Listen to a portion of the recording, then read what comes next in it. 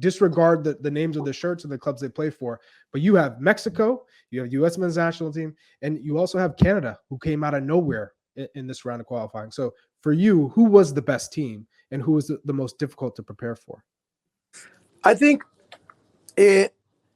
consistently, I think Canada was the team that, for us, when we played him, we lost in Canada in the first. I always say we lost in Canada the first 15 minutes.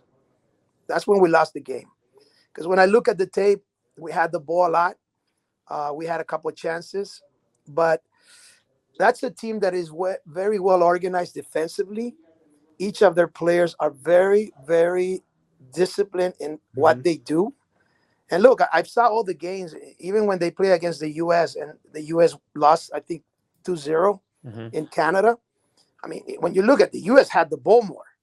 That's the reality. But Canada was so disciplined in how they played that they stood with that until the last two games when they lost, I think, in Panama. But I think that was the most difficult team to play it against. Even basically very, very disciplined. They don't get out of their role a lot.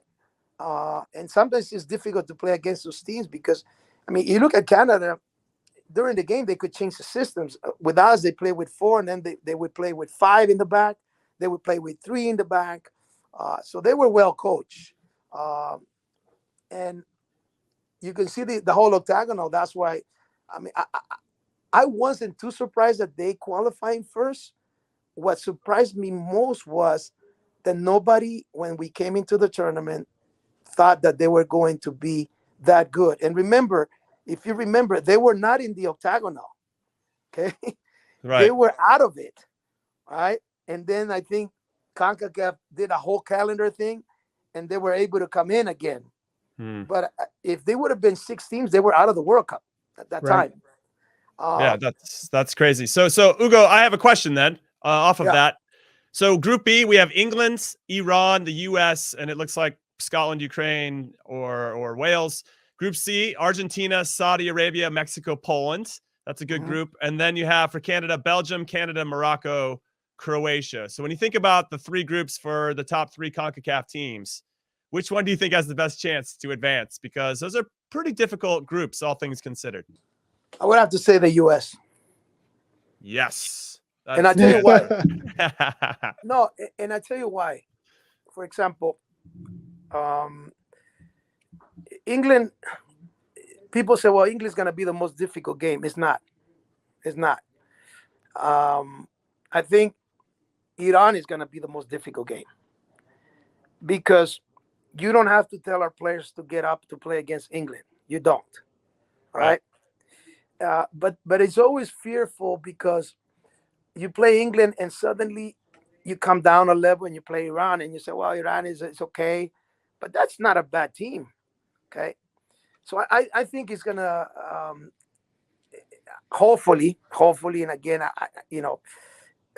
knowing some of the kids, I don't think the issue about experience is going to count there because all of them are playing in Champions Leagues and good leagues in the world.